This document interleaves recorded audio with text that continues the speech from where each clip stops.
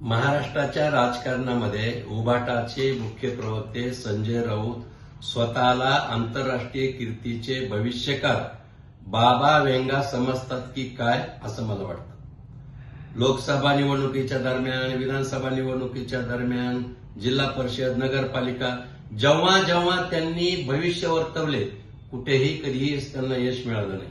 आणि आता त्यांनी आज एक भविष्यवाणी केली की अजितदादा पवार गट अर्थात सुमित्राताई यांचा राष्ट्रवादी पक्ष याच्यातले 30 आमदार भाजपात जातील, एकनाथराव शिंदे यांचे आमदार भाजपात जातील.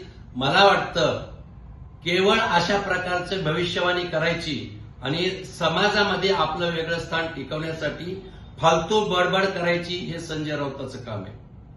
आणि अजून त्यांनी एक आज बोलताना न्यायदेवतेवर अपमान केलाय. न्यायदेवतेचा खरं म्हणजे डॉक्टर बाबासाहेब आंबेडकरांच्या घटनेनुसार या देशात लोकशाही चालते आणि त्याच आधारावर न्यायदेवता आणि न्यायदेवतेवर सर्वसामान्यांचा विश्वास आहे.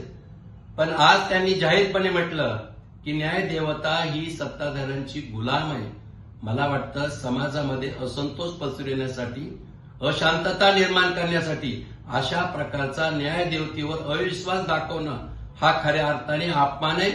त्यांनी न्यायदेवतेची जाहीर माफी मागायला पाहिजे, नाहीतर त्यांच्यावर कठोर कारवाई करायला पाहिजे अशी मागणी मी करतो.